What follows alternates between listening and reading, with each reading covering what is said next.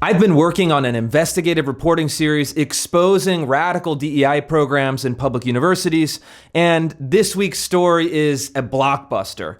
We have the University of South Florida, again, a public institution, promoting the idea that America is a system of white supremacy, hosting racially segregated counseling sessions, telling students that they're either an oppressor or oppressed, need to deal with their privilege or their oppression, and then pushing left-wing partisan political activism, including campaigns on reparations, defunding the police, and prison abolition.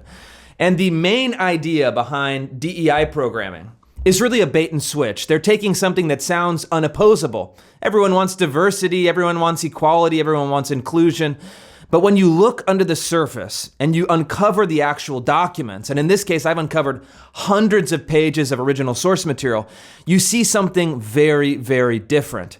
It's left-wing racialist ideology. It's creating loyalty tests and discriminatory hiring practices to ensure that they're only bringing on graduate students and professors that adhere to their ideology. And then it's trying to get students to not pursue knowledge, but to pursue explicit political activism. And in this case, the University of South Florida, I discovered something also very interesting. They know that we're looking. After the governor of Florida, Ron DeSantis, announced that he wanted to receive documents from the public universities on their DEI programs, the Wayback Machine Internet Archives tells a very funny story. The University of South Florida, expecting that they're going to be exposed, deleted all of these materials from its website. They deleted documents, they deleted web pages, they deleted PowerPoint presentations, they deleted all sorts of other resources and statements that would make them look bad if exposed to the public. But I have a team of researchers and internet sleuths, and what we did is we used internet archives, we used box.com logins, we used all kinds of sleuthing techniques to get to the bottom of this and actually to find these missing documents that they've attempted to delete. And they're really shocking. With this investigative story, we've published hundreds of pages of documents outlining exactly what they're doing. And what I think it ultimately boils down to is something that's analogous to a cult programming routine. And so I'm going to go over exactly the stages that they're following and explain what they're doing. The first step for any kind of cult recruitment practice is to issue statements of blanket condemnation. And so in this case, the first step at the University of South Florida is the ritual condemnation of American society. And this really, you can see in the documentation, exploded after the death of George Floyd. All of a sudden, more than a dozen departments at the University of South Florida released these statements condemning the United States. You had then President Stephen Curell publish a statement saying that the United States was, quote, guilty of systemic racism that continues to plague our nation. The English department denounced the U.S. for, quote, centuries of normalized violence, structural oppression, and dehumanizing rhetorics that target Black, Brown, and Indigenous people. The School of Interdisciplinary Global Studies blasted America for its, quote, institutionalized structural racism and white supremacy. The anthropology department actually condemned itself and said that anthropology was, quote, rooted in racism and that they were very sorry for being racist. And another one, just for another example, is the Department of Women's and Gender Studies said the United States is guilty of having, quote, interlocking system of oppression found throughout the institutions of our country, and so on and so forth. So this is really the declaration of guilt, the condemnation of the country, and promoting the critical race theory style narrative that America is fundamentally evil. And so, what is the answer? You have every institution in the university saying that the United States is an awful place, and that's where DEI comes in. You have all of these DEI programs and offices at the University of South Florida sprinkled throughout the bureaucracy, and they had a single answer. It's racial re-education. And so from their documentation, actually the university's official anti-racist resources guide, you have the counseling center. So these are psychotherapists actually hosting racially segregated counseling sessions, subordinating individuals to racial categories, telling certain people that they are guilty of privilege or other people that they are victims of oppression. And they're trying to then put that political narrative into a psychotherapeutic frame.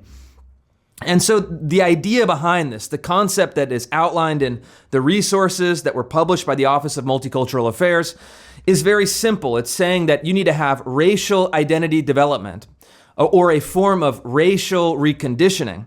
And there are separate tracks depending on what your skin color looks like or where your ancestors came from.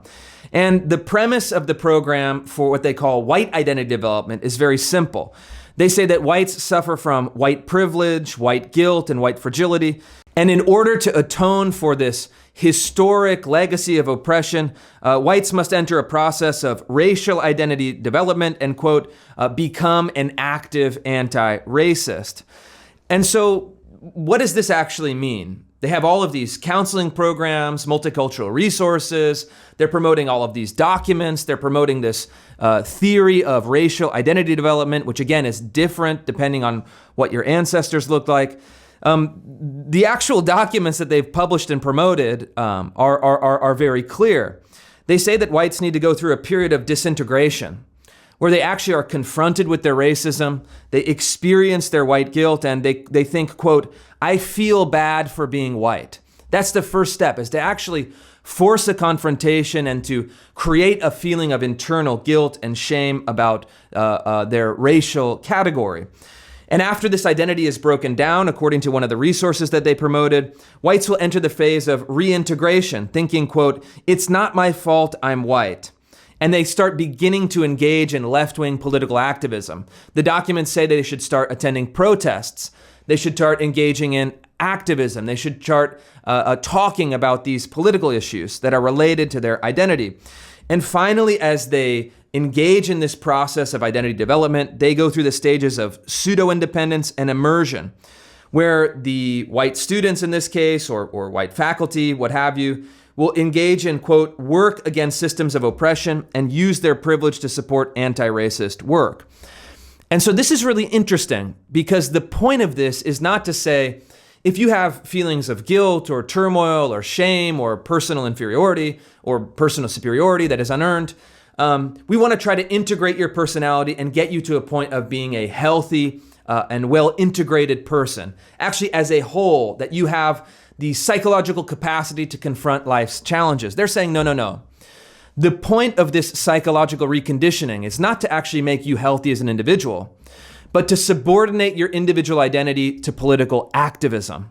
You can only feel fulfillment as a human being, in this case, in your process of white identity development, if you engage in left-wing political and partisan activism.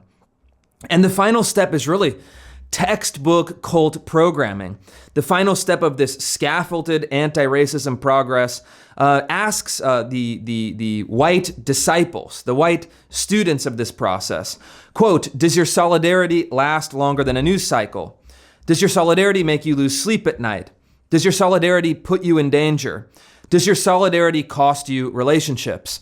And so what this is, it's the ultimate psychological test. Are you going to distance yourself from previous relationships? Are you going to put yourself in danger? Are you going to lose sleep? Are you going to be so committed to the political cause that you're going to sacrifice your own well-being for the collective political imperative of racialist ideology?